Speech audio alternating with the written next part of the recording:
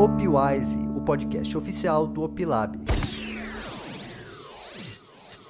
Fala galera, sejam muito bem-vindos ao primeiro episódio do Opwise, o podcast oficial do Opilab, onde toda semana você vai aprender um pouco mais sobre mercado financeiro e mais especificamente sobre mercado de opções. Meu nome é Alexandre Abidum, ou simplesmente Abidum. Aqui ao meu lado está o Marcelo Paes, que é um especialista em tecnologia e curioso do mercado financeiro. Tudo bem com você, Marcelo? Fala, Alexandre. Hoje um dia super especial, nosso primeiro episódio, começando com chave de ouro, com um super convidado aí que você já vai apresentar, né? Legal. E hoje realmente a gente vai começar em grande estilo, porque o nosso convidado é uma lenda das opções, Luiz Fernando Roxo, o embaixador da antifragilidade, referência nacional no mercado de opções, sócio fundador do Grupo Zen Economics, e tem mais alguma coisa também, né, Marcelo? E também é dublê do Bruce Willis aqui no Brasil, né? Dublê do Bruce Willis. Tudo bem, Roxo? Como é que você tá, cara? Muito obrigado, uma surpresa ótima aqui. Não me preparei, nem me mandaram as perguntas em cima da hora, mas estou achando ótimo participar do primeiro episódio. Vamos colocar energia. Muito obrigado pelos elogios todos. É muito legal estar aqui mesmo. Eu gosto muito de conversar sobre o mercado, ainda mais com vocês. E o Marcelão já é bem mais curioso, já é especialista, já está dominando tudo. Já opera minha carteira sem eu pedir. É isso aí, tá aí todas as lives. Não, legal, pra gente é uma grande honra ter você aqui no nosso primeiro episódio. E a gente queria começar, assim, realmente no começo mesmo. Então, eu queria saber como que você começou a se interessar pelo mercado financeiro, mais especificamente opções. Como que foi isso, Roxo? Antes dos 20 anos, eu já tinha prestado economia na faculdade, já tinha interagido com meu pai, que foi um trader de commodities, e depois mudou de carreira, de profissão, com meu primo também, que era operador do pregão, Luiz Eduardo, o apelido dele no pregão era Baixo, ou Willow, ele era muito famoso lá, ele era quase um anãozinho. E fantástico, e histórias da bolsa, né, de maneira geral, assim, talvez jogar banco imobiliário, eu acho que eu gostava dessas coisas de dinheiro, de pessoas ricas, e meu pai tinha um primo rico lá, eu queria ficar andando na Mercedes dele, então eu acho que eu já tinha essa coisa. Mas, aos 20 anos, a minha avó me arrumou 2 entrevistas de emprego. Uma na Ford para vender caminhão no consórcio e o outro para um estágio na mesa, na corretora do Bradesco, que trabalhava com a Bolsa, lá no centro, perto da Bolsa. Então, assim, foi uma escolha muito fácil, né? Não tinha outra alternativa. A Bolsa sempre foi uma coisa muito appealing, né? Assim, com muito apelo. Foi muito legal, assim, uma experiência incrível. Eu nunca fiz outra coisa, basicamente, porque antes eu tinha sido monitor de acampamento, vendido calça jeans, instalado som, tinha feito campanha política, mas primeiro trabalho mesmo, assim, com carteira assinada na faculdade, uma carreira, foi no mercado financeiro. 2, 3 meses depois, já me colocaram lá no telefone, tô com um cliente lá e eu precisei ir na roda do pregão e negociar lá umas opções, então eu já negociava opções. E na mesma época, o diretor lá, o seu Moraes, que era o diretor da corretora, me colocou para dar uma aula de opções. Ele dava todo mês uma aula para os gerentes do banco lá no Hotel Transamérica, e aí eu fui junto e aí ele me nomeou lá, eu queria falar de opções ali pra frente, então meio que eu fui escolhido, assim, não é que eu tive interesse, foi muito difícil ir atrás, mas dali pra frente deu trabalho, viu? Porque o mercado financeiro é extremamente competitivo. Ô, Roxo, e conta pra gente, porque eu sei de uma história sua que quando você era criança na escola, uma professora falou pra você que você nunca ia aprender matemática, né? Conta pra gente isso daí, porque você já contou algumas vezes, mas é sempre legal relembrar essa história. Você falou assim, eu fiquei sabendo quando você era criança, eu pensei que você ia falar que eu vendia grilo. Minha mãe que conta. Já aproveita e conta essa, então. Lá no Miguel de Cervantes, era uma escola bem de almofadinha, assim, de herdeirinho, e falava espanhol, e eu repeti a primeira série, assim, e eu já tinha tido suspensão e tal, dava um trabalho terrível. E aí, os meninos gostavam de grilo, né, e pegar uns grilos coloridos, de várias cores e tal, e só que eles não tinham a manha de ir no mato pra pegar, né, e como eu morava num prédio embaixo, assim, eu já ia pra escola pelo mato, já pulava o muro, Então eu ia catava grilo lá no mato e eu acumulei uma grana lá e aí ficava pagando lanche lá, virei meio famosinho assim do lanche porque eu pegava o grilo. Então essa é uma parte mais legal, porque é do empreendedorismo, né? Agora, eu sempre fui mau aluno assim, porque nunca me interessei, na verdade, né? Tenho uma coisa da dislexia, nunca se fez um teste científico em mim para dizer se eu tinha dislexia ou não. Mas tanto para me alfabetizar, eu tinha muita dificuldade de escrever zebra e lembrar das letras e tal. Até hoje tenho muita dificuldade de outras línguas, como inglês. E a matemática era primeiro colegial. Eu tinha saído de uma escola de freira, que era uma da Lix, aqui na região da Faria Lima, aqui, Gabriel Monteiro da Silva, mas era uma porcaria de escola. Minha avó estudou lá, minha mãe, mas a base de matemática, essas coisas é muito ruim. E aí quando eu cheguei no colegial, no Logos, que era o caminho normal, a professora do meu colegial falou, não, você não tem base. Não foi exatamente seja mais, eu exagero, entendeu? Para deixar uma coisa um pouco mais dramática. Mas foi tipo isso. E aí o que eu fiz? Eu falei pra minha mãe, não, tem muito hippie naquela escola, eu não quero, me manda pro Objetivo. Aí fui pro Objetivo, mas isso ficou na minha cabeça. E no Objetivo eu acabei estudando, porque a matéria era boa, e eu dava aula de matemática e de física pros meus amigos já, no segundo ou terceiro colegial. E no terceiro colegial, vários amigos que estavam fazendo supletivo, eles me levavam lá numa escola no domingo, eu fazia a prova para eles o supletivo todo. Primeiro, segundo, terceiro colegial, fazia tudo num dia. Mudava a carteirinha, punha minha cara na carteirinha dos caras e eu ia fazer a prova. Então eu aprendi, na verdade essa mulher foi importante para mim, assim. E eu era ruim mesmo de matemática. E até hoje eu sei escutar, talvez sei ler matemática, mas eu não sei escrever. Então aquelas fórmulas muito aprofundadas, eu enxergo as curvas, talvez melhor do que a maioria das pessoas, mas eu não sou letrado na matemática mesmo. O que você falou foi legal porque desde essa época você já tinha percebido que você já tinha afinidade para dar aula, né? Desde essa época aí. Sim. Não, desde criança eu sempre fui orador. Meu avô já era orador e eu sempre contava história e tal, sempre gostei. As pessoas iam fazer coisas, esportes, e eu gostava de ficar conversando. Assim, em vez de jogar baralho, eu gosto de conversar. Boa. Roxo, você sempre fala que é importante, além da gente pensar na parte de investimentos, a gente pensar também nessa coisa de saúde, né? Saúde mental, emocional e tudo isso. Inclusive, você compartilhou um post algum tempo atrás, onde você falou do dia 3 de abril de 2011. Foi um dia que você teve um colapso emocional, mas ao mesmo tempo, daquele dia em diante, você teve uma mudança assim, na forma como você enxergava as coisas, né? Conta aí para quem está ouvindo a gente, como foi tudo isso. Muito legal, obrigado. Paralelamente meu interesse pelo mercado financeiro, e eu caí num lugar onde as pessoas falavam letras gregas e tal, e eu percebi que eu estava muitos anos de distância, então eu percebi que eu ia ter que jogar o jogo do longo prazo e decidi estudar 2 horas por dia. Desde então, desde os 20 anos aí. Então a minha metanoia, que é o primeiro processo dessa coisa de você se iluminar, atingir a consciência plena e tal, que é quando você descobre que você não é tão especial. Você, na verdade, tem um pouco de vergonha de você ser pior que os outros, você não consegue estudar, você não tem dinheiro e tal. Então, com 20 anos, eu já tinha tido depressão lá, com 12, 13, 14 anos, quando meu pai quebrou e tal, e também tinha dificuldade na escola. Mas lá no trabalho foi mais claro, aquela coisa que eu estava muito longe de atingir qualquer coisa que haviam me prometido que eu ia conseguir atingir. Então eu comecei a estudar 2 horas por dia. Então, o estudo da filosofia e do desenvolvimento pessoal sempre foi muito grande. Eu sempre me interessei em me desenvolver como pessoa, assim, atingir a felicidade e tal. A minha família, o meu avô era um cara erudito e sempre deixou muito conhecimento pra gente e tal. E quando eu decidi estudar, não era necessariamente finanças, investimento e matemática.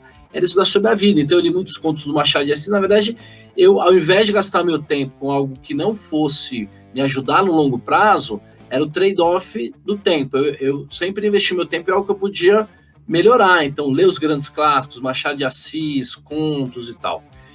E aí... Nessa época, eu tinha uma pergunta, eu tinha uma afirmação que eu achava muito cínica, que eu não gostava, que era toda relação é uma relação de interesse.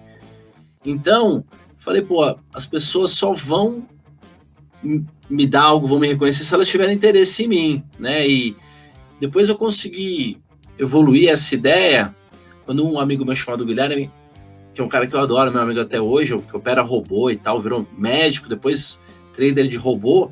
Eu perguntei assim, aí Guilherme, como é que tá a vida? Ele falou, uai, tá boa demais. Rico, bonito, inteligente. Eu falei, pô, então eu não preciso só ter dinheiro para ser interessante, para os outros se interessarem por mim. Pô, se eu tiver saúde, se eu souber contar uma piada, eu fui deixando mais leve essa coisa do interesse. O cara pode gostar simplesmente da minha simpatia e tudo bem. E desde aí eu sabia que eu precisava, para evoluir como pessoa, eu precisava cuidar da minha saúde, cuidar do meu conhecimento, estudar, evoluir. Então, eu já tinha um projeto de desenvolvimento pessoal, mas eu era muito ateu, muito duro, não entendia o que era o abstrato, subjetivo, aquilo que é intangível, que você não consegue medir.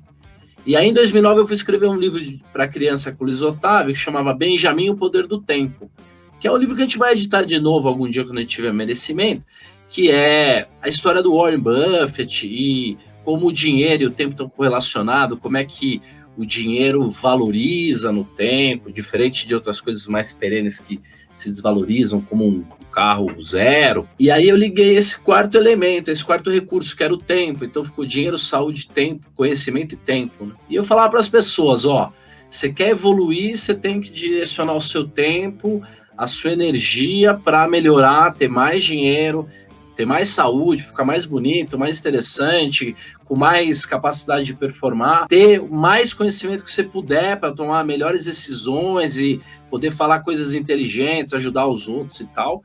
E também gerenciar bem o seu tempo, ter tempo sobrando para se dedicar aos outros, gerenciar o tempo para que você possa fazer tudo o que você precisa e aquilo que você quer também. Legal, e eu falava isso, mas ninguém ligava para o que eu falava. Era muito quadrado, era uma coisa muito cartesiana. E aí, eu morava num apartamento grande em Higienópolis, já tinha ganhado dinheiro, vendido uma empresa e tal. Então, já tinha resolvido mais ou menos o primeiro ponto, né? O primeiro dos recursos, já era interessante, eventualmente, financeiramente, eu estava no caminho. Eu tinha uma saúde, eu pesava 100 quilos com 20 anos. A gente já viu fotos suas, já você colocou. E é uma coisa que vai e vem, assim, sempre foi uma sanfona, né? Mas naquele dia lá, dia 3 de abril de 2011, a minha barriga era tanquinho, assim, eu tinha 6, 7% de gordura, entendeu? Eu podia citar autores e falar um monte de coisa, eu tinha o conhecimento já, eu tinha tempo sobrando, eu tinha vendido a empresa, eu tava ali questionando a minha vida. E eu lembrei que num jantar nessa casa, na varanda do apartamento, alguém tinha me dito, muito legal isso aí, Roxo, mas cadê o amor? Cadê o amor? A pessoa perguntou. E naquele dia eu tava sozinho lá, emocionalmente abalado por uma relação afetiva, quase sempre esse é o problema. E aí, cadê o amor? E o que aconteceu? Eu juntei os 5 recursos. Tomei um choque. Por quê? Porque eu lembrei que há 20 anos, ou sei lá, mais de 15 anos, eu dava aula sobre uma coisa que, para você descobrir o valor dela, o preço dela, o quanto ela valia, qual era o interesse dela, você tinha que medir 5 fatores dela, 5 variáveis, e que uma delas era o tempo, e que a outra variável, o outro fator, o quinto fator, era a volatilidade. Então eu liguei o amor com a volatilidade, falei, eu desenvolvi o Black-Scholes da vida. E eu enxerguei tudo isso que nós estamos fazendo 10 anos atrás no único flash. Falei, então é só expansão daqui para frente. Eu entendi, agora é só trabalhar. E isso me deu um choque elétrico, assim, de satisfação, assim. E eu percebi que eu podia deixar aquilo acontecendo, aquele choque elétrico, assim. Eu fiquei um tempão, uma espécie de convulsão, que eu não sei quanto tempo levou. E aí, quando eu leio a descrição de pessoas que tiveram esse tipo de eureka, né, de descoberta, de experiência transcendental, cada um pode chamar a maneira que for, é muito semelhante. Então, dali para frente, eu sabia exatamente a minha missão. Eu escrevi 30 páginas naquele dia. Eu sabia exatamente qual era a minha missão e eu sabia exatamente o que eu tinha que fazer e o que só precisava trabalhar. Então, a vida ficou muito mais fácil, assim. Então, foi uma descoberta racional que me levou a entender o irracional, que é a espiritualidade, aquilo que não tem palavra. Eu entendi naquele dia o conceito de Deus, mas eu entendi como uma experiência física. Então eu era um ateu e eu consegui entender Deus, entendeu? E Deus, para mim, se eu quiser dialogar com qualquer pessoa do mundo, é só eu transferir para o conceito de a soma de todas as coisas. Soma de todas as coisas é Deus. Então, se alguém chegava para mim lá um ano atrás, 6 meses antes, e falava assim, isso é coisa de Deus, eu falava, você é um ignorante, você está falando que não tem nenhum sentido, onde é que está Deus aí, tal. Quando eu transfiro, o cara fala, isso é coisa de Deus, isso é coisa daquilo que é todas as coisas, de todas as coisas, o cara tá certo. A maioria todas as sentenças que levam Deus junto estão certas. Então, foi uma libertação enorme para mim e baixou muito o ruído da minha cabeça, porque eu já não tinha mais desconfiança, assim. Eu consegui ter certeza a partir daquele dia. Então, as escolhas para mim ficaram mais fáceis. Então, eu acho que se você tem menos ruídos na sua cabeça, nos seus processadores, você consegue performar mais, você consegue tomar melhores decisões, ver a solução mais rápido. E foi assim que nasceu a Zen Economics? E você descobriu a antifragilidade nessa época? Ou foi... qual foi a ordem dessas coisas aí, Roxo? Perfeitamente. Essa ideia dos 5 recursos, eu tinha um vizinho lá no meu prédio, que é o Drauzio Gragnani, um grande cara de branding, e nós conversávamos e tal, e o nome, né, a marca Zen Economics, o conceito nasceu daí. A antifragilidade, ela só entrou aí 2 anos depois, quando o Taleb escreveu o livro, o Antifrágil, mas a convexidade, todos os conceitos do Taleb já estavam aí, porque eu já dava aula de Taleb há pelo menos 2 anos. Então toda a coisa da aleatoriedade, o Taleb estava inteiro aí, mas eu tive esse insight de um modelo para desenvolvimento pessoal, em que você meça a sua própria evolução, seu caminho para a libertação, sua iluminação através da multiplicação desses 5 fatores, é uma nota. Essa equação eu desenvolvi antes de conhecer o conceito da antifragilidade. Então o Taleb veio meio que para dar forma para o que você já tinha imaginado, né? Ele trouxe a matemática que explicava tudo aquilo que você já tinha entendido. O algoritmo eu até escrevi no mesmo dia, mas ele é muito simplista. Mas, na verdade, ela traz toda a base, o arcabouço de tudo isso. Ela descreve o universo sobre o qual esse modelo está dando as notas, né? E o sistema do balanceamento dinâmico, que nasceu no mesmo dia, eu já tinha feito o balanceamento dinâmico para o dinheiro, foi só transportar para a vida, porque se o dinheiro era um dos recursos, é só colocar mais caixinhas, outros recursos, é o mesmo balanceamento dinâmico. O da vida é igual ao do dinheiro. E esse conceito do balanceamento dinâmico, ele veio também nesse momento, junto com o algoritmo. Bacana. E, Roxo, geralmente assim, a gente vê que os iniciantes no mercado financeiro, eles têm uma tendência a querer categorizar tudo. Então, Warren Buffett é buy and hold, Ray Dalio é economia, Taleb é antifragilidade. Só que assim, quando a gente analisa, a gente vê que muitos desses investidores, eles têm características semelhantes, mesmo tendo estratégias diferentes. Inclusive, você já falou que o Warren Buffett é um dos maiores traders de opções, né? E que muita gente não sabe disso. Conta pra gente um pouco disso, de como essas características podem se unir, mesmo com pessoas que você vê que são gênios, mas que têm objetivos diferentes. Essa característica de tentar categorizar as pessoas ou os assuntos em quadrados ou caixinhas diferentes, ela é da natureza humana, ela é do ser humano, porque isso economiza muita energia na memória, né? É muito mais fácil você dar um tag para alguém do que você enxergar em todas as nuances daquela pessoa. Você precisa sempre economizar energia, principalmente quando você está no processo de aprendizado, né?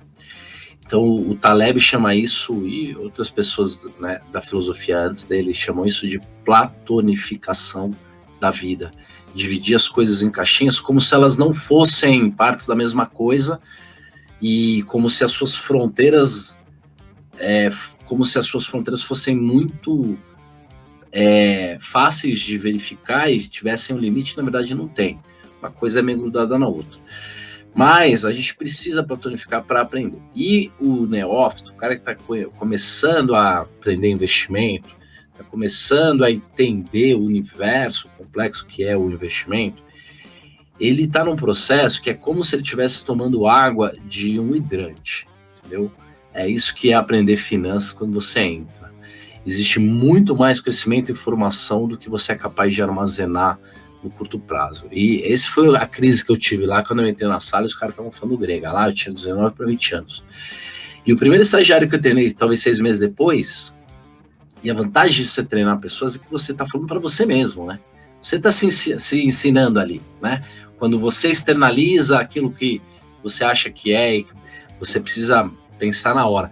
Por isso que eu estou sempre pensando alto, né? Eu nunca falo coisas, eu sempre estou pensando alto, né? Normalmente assim que é a minha narrativa. Então, esse processo de beber água do hidrante, ele é algo muito angustiante. Você quer entender cada uma das palavras, dos conceitos e como uma tá ligada a outra, mas não vai entender, porque tudo é muito complexo, tem vários pontos de vista e tudo mais. Então, o primeiro conselho que eu dei para esse estagiário foi o seguinte: deixa os conceitos irem entrando, não tenta criar uma correlação uma relação de causa e efeito, as coisas vão se juntar uma nas outras, elas vão começar a fazer cada vez mais conexões, até que em algum momento você vai ajudar o Warren Buffett a escutar leve, entendeu? Mas talvez você precise dar uma volta inteira no inverso, entendeu? E tem cara que é totalmente da platonificação e do cartesiano, precisa guardar as coisas em caixinhas, ele acredita que não existe outra maneira, não existe objetividade nas coisas, ele não é capaz de passar nenhuma barreira, então ele não faz a volta nenhuma.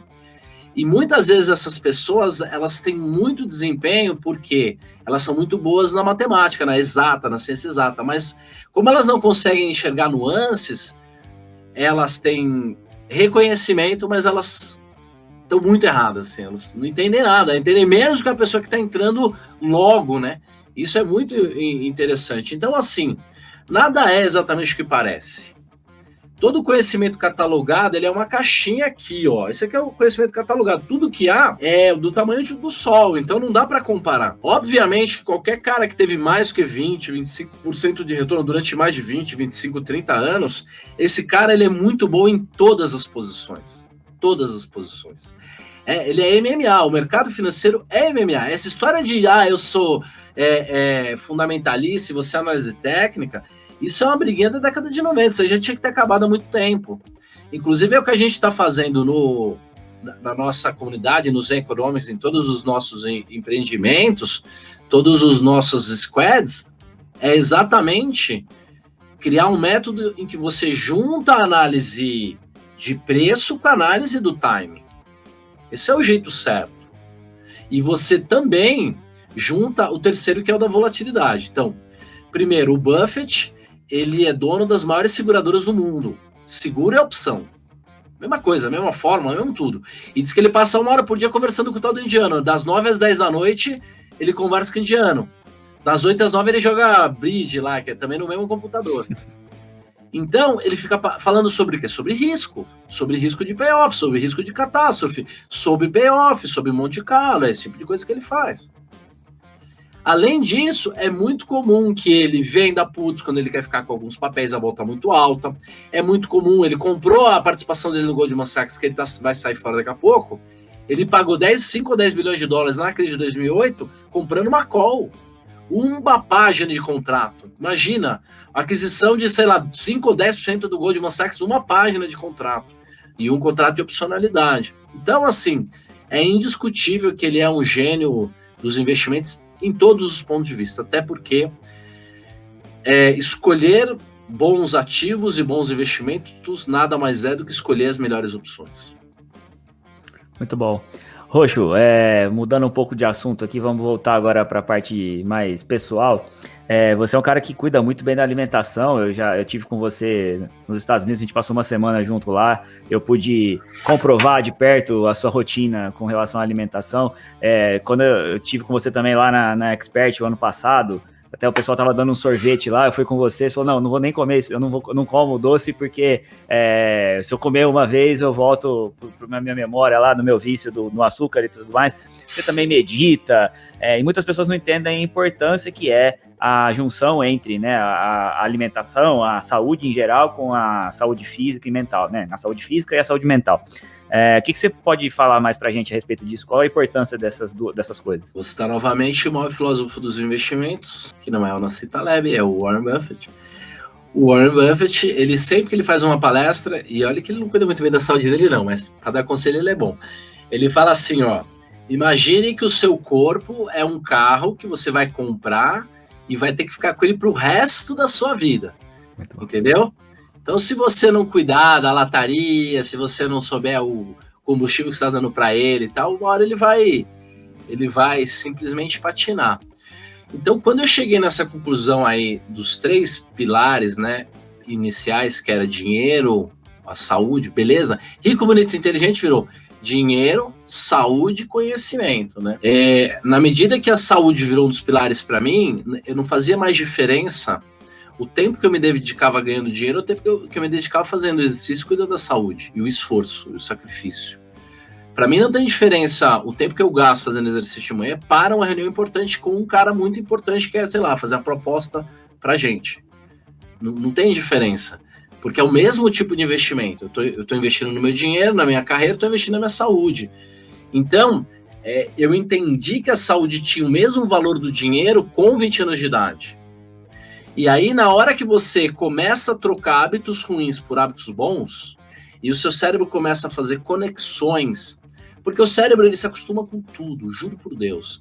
Se você comer um balde de salada todos os dias durante 1 ano, no começo vai ser ruim.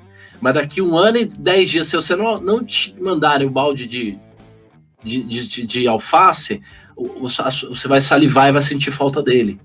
Porque o seu cérebro criou uma conexão, um link ali entre os neurônios, que aquilo faz bem para você. E aí você gosta de fazer aquilo porque o link vai te dar a dopamina que você precisa. Então, comer salada pode ser tão dopamínico quanto comer doce. Depende de como você criou os hábitos. É claro que doce é muito melhor. Porque quando a gente era primata, a gente estava evoluindo, criando consciência ainda, o nosso cérebro, como o de qualquer animal, principalmente mamífero, ele foi treinado para dar recompensas dopamínicas para aquilo que fosse ultracalórico, na forma de proteína, que é uma carne muito boa, na forma de carboidrato, frutas, qualquer carboidrato que você arrumasse naquela época, não tinha açúcar, e na forma de gordura. Por isso que a melhor coisa do mundo é aquele pedaço de carne com gordura e um molho barbecue, porque, putz, ainda põe uma batata frita, porque é tudo que o nosso cérebro há milhares de anos foi treinado a reconhecer como muito bom e gerar muita dopamina. Mas você consegue transformar o seu cérebro ao treiná-lo a gerar esse tipo de dopamina para outros tipos de coisa. E aí eu fui tomar uma com o Sérgio, na terça-feira, o dia que eu cheguei, ele falou, Roxo, toma cuidado, você que é gordinho que nem eu, que engorda fácil, aqui é todo dia cerveja, todo dia é festa. Se você não cortar, não começar a cuidar da sua saúde e tal, você vai engordar demais. E eu ainda pitava um malborinho lá, mais de um maço. Então, quando passou um mês, ali chegou em outubro, eu falei, eu vou explodir aqui. Aí a minha mãe tinha feito uma simpatia pro meu irmão, pro meu sobrinho, Martim, que hoje tem 17 anos de idade, nascer bem, nascer com a saúde boa e tal. E aí eu falei, tô nessa, vou fazer também, mãe, porque eu vejo se eu consigo ficar sem o açúcar. Porque eu me lembro que eu tinha comido um quindim num dia, na sobremesa, aí eu comia um quindim, no outro não comia, no outro já comia 2 quindins. Era uma coisa que ia aumentando, entendeu? Não dava para você administrar um pouco, pelo menos naquela minha quantidade, aquele meu nível de entropia cerebral que eu tinha naquela época, que a minha compulsão era muito grande pelas coisas. Então eu falei, não, eu vou fazer que nem minha mãe, vou ficar 4 meses sem açúcar. Eu fiquei 4 meses. Aí nasceu meu sobrinho, tudo certo, sem problema. Minha mãe falou, putz, voltei. E eu falei, mãe, já me acostumei, vou nessa, porque beber eu não vou conseguir parar. E fumar eu não vou conseguir parar. Então, pelo menos eu paro com açúcar. E, de fato, foi um grande exercício para a minha disciplina. Para descobrir como treinar a disciplina, como se você corta, você perde a vontade mesmo. Eu não tenho vontade de comer um brigadeiro, eu não sei mais o sabor. Então, adquirir hábitos saudáveis, no começo, exige muito do seu cérebro consciente, porque você precisa lutar conscientemente contra uma coisa que está lá na sua parte inconsciente do cérebro, que já está acostumado. Eu quero hipercalórico, e esses te matam hoje, porque eles estão à vontade, de graça e tal. Muito barato, né? Açúcar, essas coisas. Então você precisa criar esses novos hábitos. Então, como eu comecei a fazer isso há 20 anos, eu venho estudando, porque eu estudo 2 horas por dia, também sobre como fazer isso. E eu venho praticando, hoje eu consigo ter, que era o que eu sempre quis, ser um cara bem saudável, não ultra saudável ainda, mas bem saudável, com ótimos hábitos, e não um chato. Eu não preciso me esforçar para isso, eu não fico o dia inteiro discutindo o assunto, eu não preciso ficar aprovando para ninguém, porque isso já virou um hábito para mim. Por isso que eu sempre quis ser o cara que todo mundo vê que ele é, mas ele não precisa ficar falando que ele é, entendeu? Bateu o olho, sabe, não, esse cara é, entendeu? Porque quem fica falando muito, eu acordo 5 da manhã, eu faço isso, eu malho, eu como 18 claras, fala, porra, mas também... Pra fazer tudo isso, talvez eu podia ficar barrigudo mesmo. E é interessante isso, porque realmente quando a gente começa a melhorar esses hábitos, tudo isso, isso realmente vira parte de nós, né? E, por exemplo, falando um pouquinho de convexidade e antifragilidade, eu falo por experiência própria, depois que eu li o livro do Taleb, tipo assim, é uma coisa que eu não uso só para investimentos, é uma coisa que eu acabo trazendo para a vida, e eu tenho certeza que muita gente, inclusive você, também faz isso. Então eu queria te perguntar, como que você aplica esses conceitos de antifragilidade e convexidade fora do mercado financeiro, né? No seu dia a dia, nas decisões que você tem que tomar? O Taleb, ele vai ser reconhecido, mas bastante gente já entendeu que ele resolveu uma série de questões matemáticas importantes aí para o conhecimento humano. Então, quando a gente fala sobre antifragilidade, cisnes negros, eventos, processos, probabilidade, a gente não está falando de nada ligado a dinheiro, ou ligado a um preço, ou ligado a um patrimônio. Ele reduziu ou ele expandiu todos esses temas para a coisa mais simples que existe na vida, que é um processo, um evento.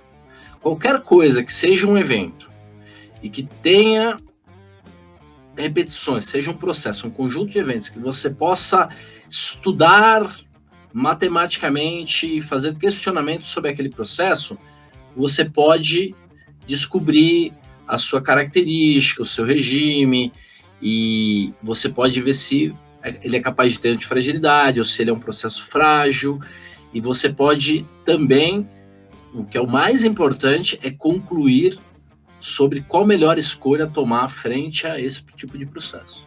Então, o Taleb, ele expandiu todo esse tipo de conhecimento para escolhas e eventos. E como a menor parte da nossa vida é um evento, tipo, fechar essa caixinha é um evento. Ela é composta de outros eventos, que são eu mexer meu dedo e a luzinha que piscou aqui dentro e tudo mais. Então, tudo que está acontecendo são eventos e conjuntos de eventos que são chamados de processos e que podem ser estudados. Então, todas as escolhas que você fizer, conscientes ou inconscientes, elas podem melhorar e tentar atingir maximizar a qualidade da escolha para que você tenha mais resultados positivos do que negativos e que a sua vida tenda mais a progredir do que a ter trajetórias catastróficas, assim. Então, se você, em cada momento que você pode interagir com a vida, você faz uma avaliação, descobre as fragilidades, divide os tipos de fatores, e escolhe as melhores alternativas e no final faz a melhor escolha possível, você está otimizando a sua vida. Esse é o jeito certo de viver. Como é? O cara teve sorte. Não.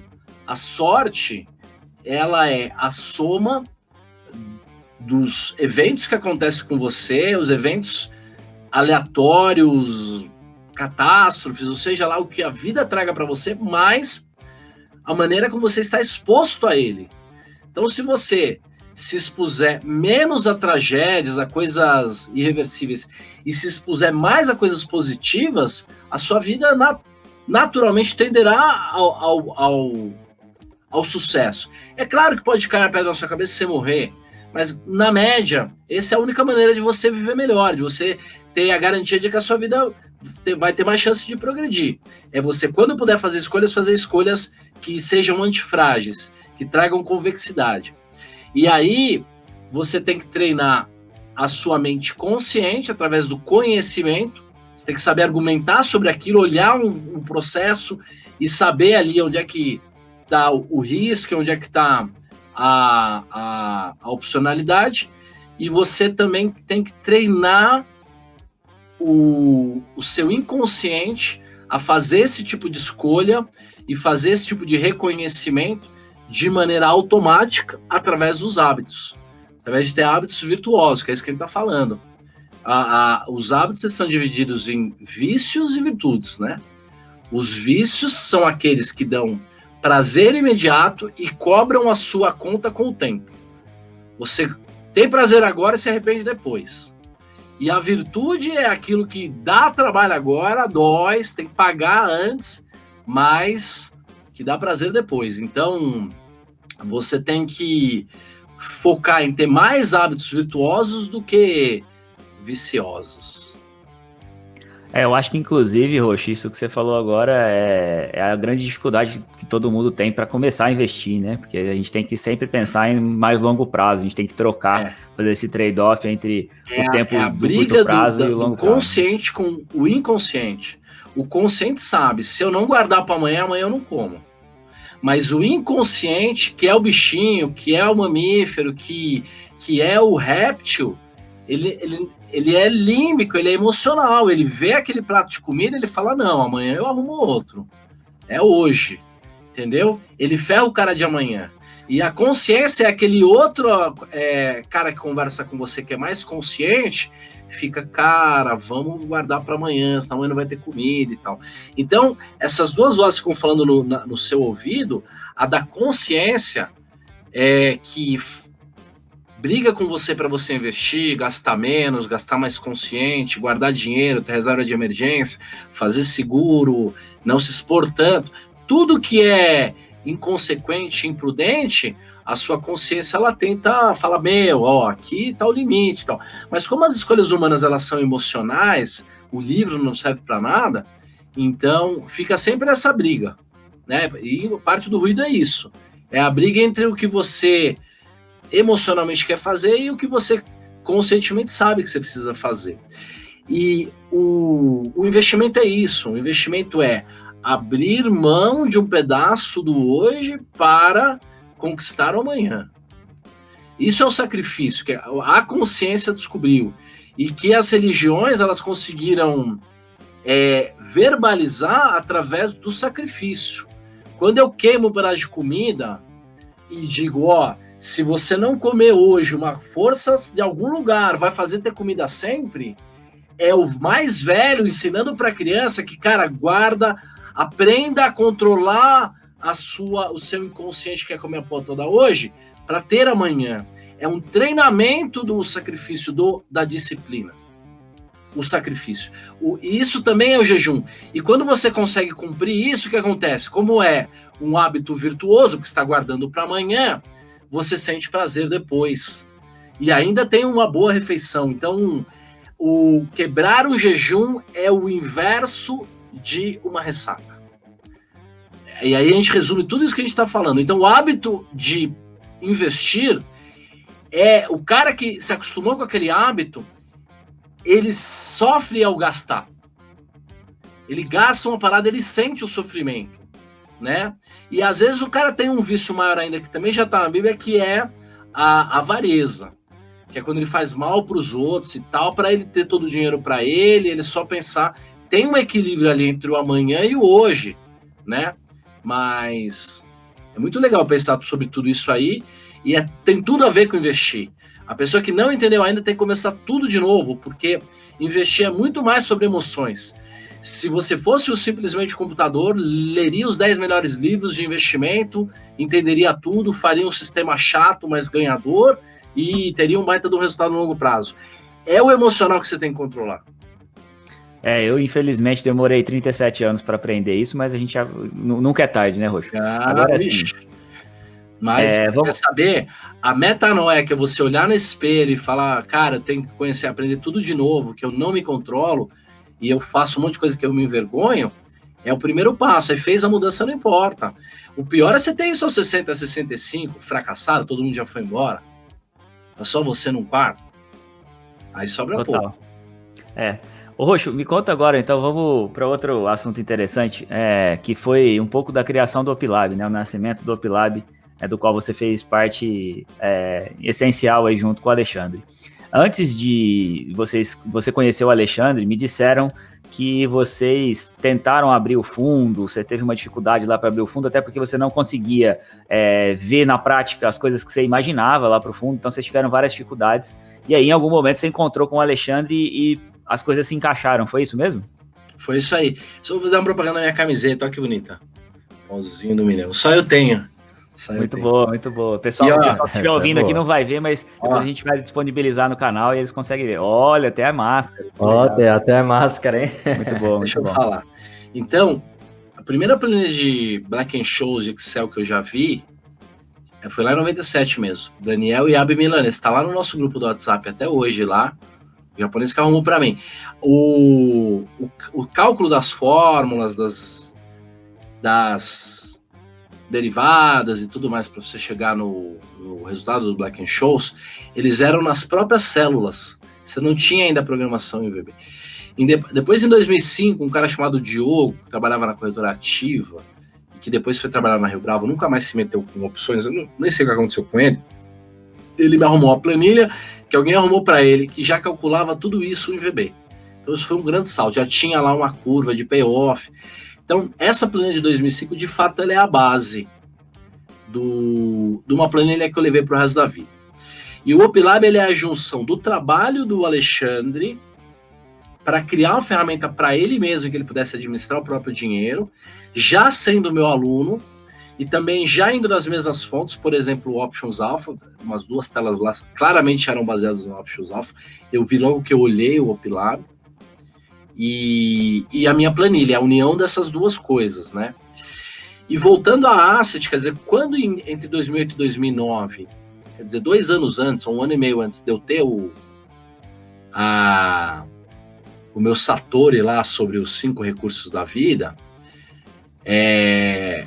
em que eu tive o Satori sobre o balanceamento dinâmico do dinheiro, usando os conceitos do Benjamin Graham, que é um cara muito genial, e com a matemática do Mandelbrot. Eu fiz isso ao ler o Cisne Negro, em que o Taleb fala do Mandelbrot, e eu tive acesso ao livro do Mandelbrot. Foi no Réveillon, exatamente, entre 2000 e 2009, eu estava em Minas, na cidade de Passos, e aí eu tive essa ideia do balanceamento dinâmico. E aí eu trabalhava na Landstorm e estava tendo sucesso, assim, tinha me levantado de novo, estava ganhando dinheiro. E eu, de novo, falei, vou abrir uma asset, vou administrar dinheiro de novo, já sempre um sonho, desde 99, já tinha tido a licença, já tinha quebrado 2, 3 vezes tentando fazer isso, e vou gerir dinheiro de novo.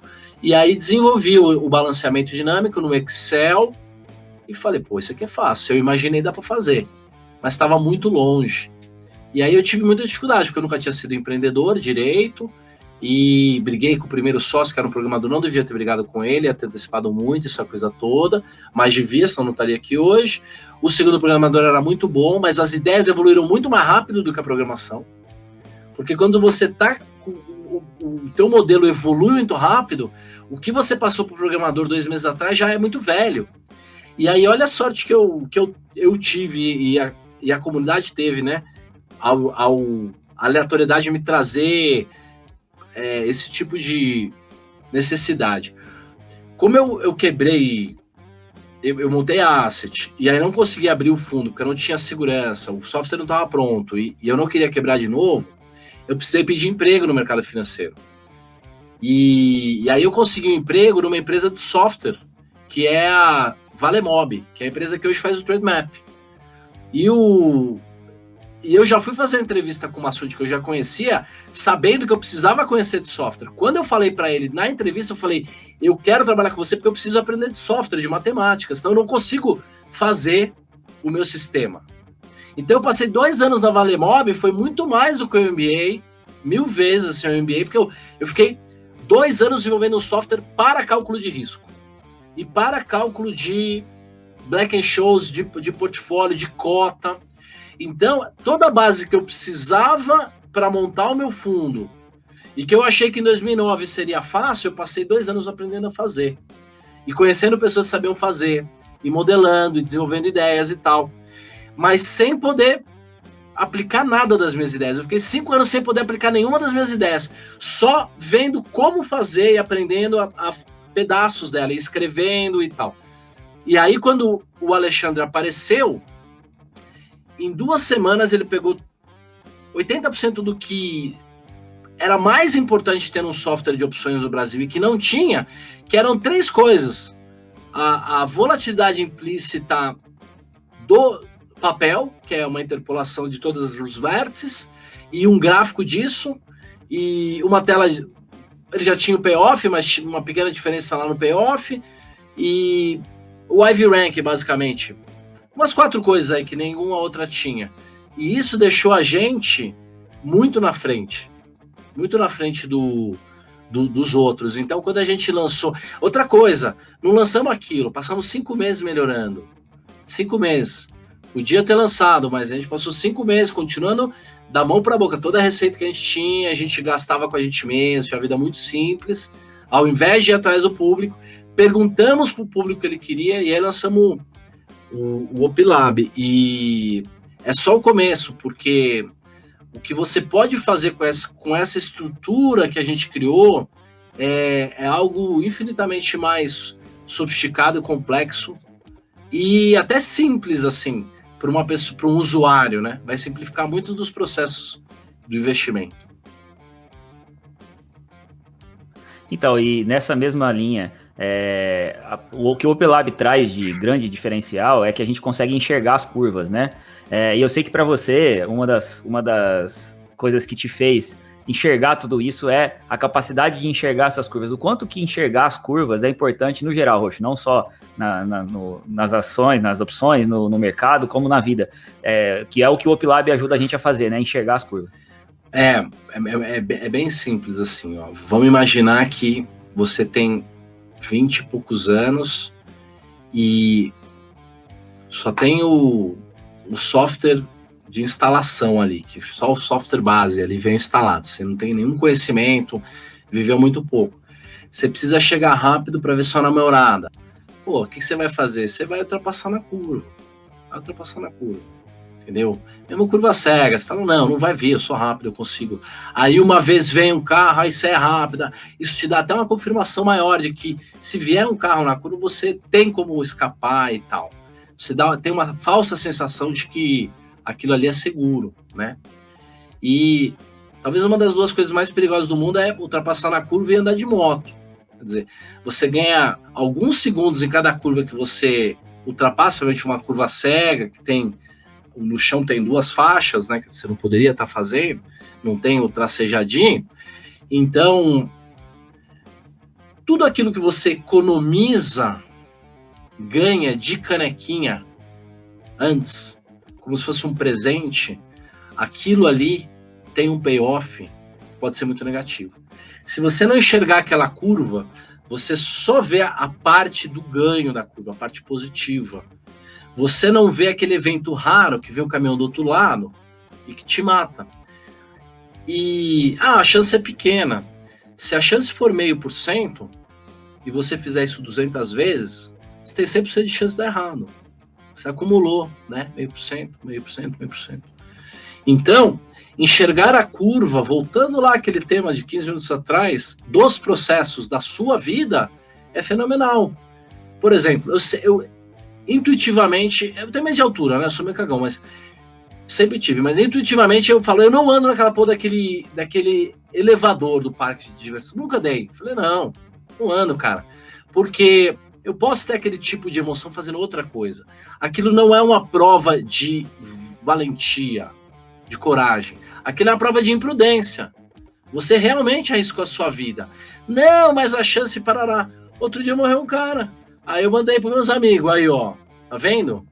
Podia ser você. Então, é muito importante você enxergar as curvas e, principalmente, enxergar o pior cenário para você.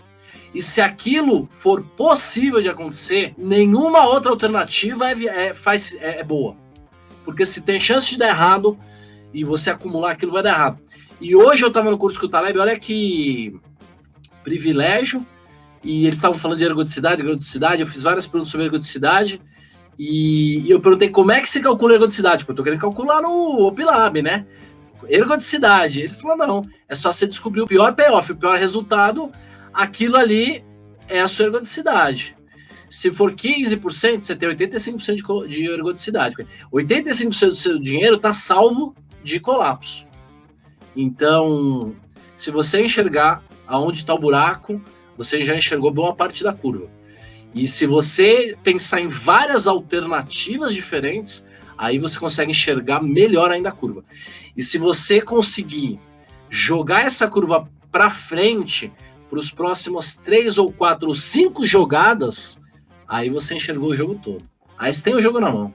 E aproveitando que a gente está falando, né, de payoff, tudo isso, falando um pouquinho de bolsa, o que a gente está vendo aí nos últimos meses, né, últimas semanas, a gente está vendo, por exemplo, bolsa americana já encostando nos níveis que estava de fevereiro, né, antes do crash. A gente vê também bolsa brasileira subindo, muita gente nova entrando. Eu queria um pouco da sua opinião. Eu sei que você fala bastante disso nas suas lives aí durante a semana, mas o que você vê aí para a bolsa nos próximos meses? Você acha que a situação atual está frágil, não está? Eu vejo a ganância superando o medo.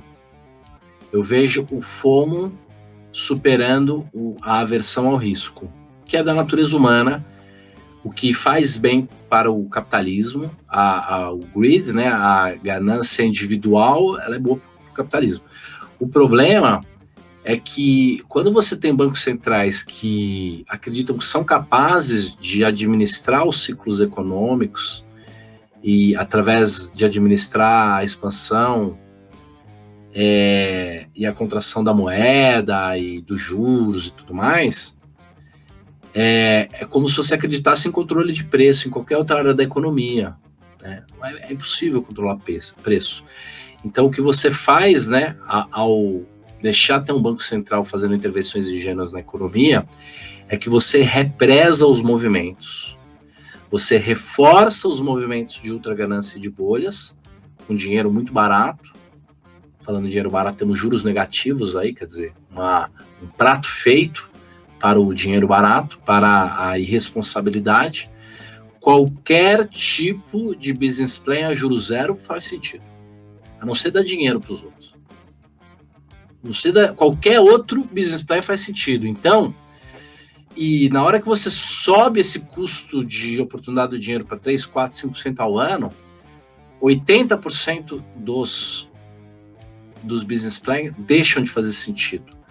Então, na hora que você, de uma maneira sintética, de uma maneira artificial, você controla a oferta de moeda e os juros, o que você está fazendo é incentivando um monte de gente a correr um risco irresponsável, e isso pode levar à inflação, e também a um monte de quebra de empresas, e pode levar também ao governo ter dificuldade de rolar suas próprias obrigações e dívidas, e isso é um cenário perfeito para um colapso de liquidez, de aumento de juros, e mais um ciclo, né? Então, assim, os ciclos eles já existem naturalmente, porque a expectativa ela sempre vai na frente da realidade nos mercados e ela sempre é quebrada, tanto quando ela é muito otimista quanto ela é muito pessimista. Tem 3 páginas do livro do Benoît Mandelbrot, Misbehavior Market, Mercados Financeiros Fora de Controle, que explicam muito isso. E então você vai ter naturalmente as bolhas, então os ciclos econômicos, mas na hora que você coloca um fragilista, interventor, que ganha por intervir, não por solucionar, e que a única obrigação dele é fazer as coisas parecerem funcionar por 4 anos e não para a vida toda, e se quebrar, quando ele sair, melhor ainda, que aí ele põe a culpa no sucessor e fala, na minha época era diferente. Quando você tem isso na sociedade, então você reforça muito esses grandes ciclos muito mais extremos, turbulentos, e também você diminui a volatilidade de curto prazo. Isso é muito perigoso, né? Você aumenta a volatilidade extrema, turbulenta. Então, isso é um prato feito para a gente ter as bolhas, a gente ter as manias, a gente ter os excessos, a festa patrocinada pelo povo, indo até altas horas da manhã, e também depois uma enorme ressaca. E eu acho que a gente está no momento de mania, então fechando esse parênteses todo e voltando, eu acho que a ganância vai suplantar, vai ganhar do medo, e acho que ainda vai ter muito relogião importado, muito carro gringo, Lamborghini, para tentar convencer o investidor que tem uma fórmula mágica. A propaganda funciona mesmo, todo mundo de alguma maneira faz propaganda, não é culpa dos influenciadores, nem dos professores, nem dos próprios alunos, é culpa do próprio sistema, e a gente vai ter um excesso e depois o mercado vai cair muito rápido. E é como na dança da cadeira, né?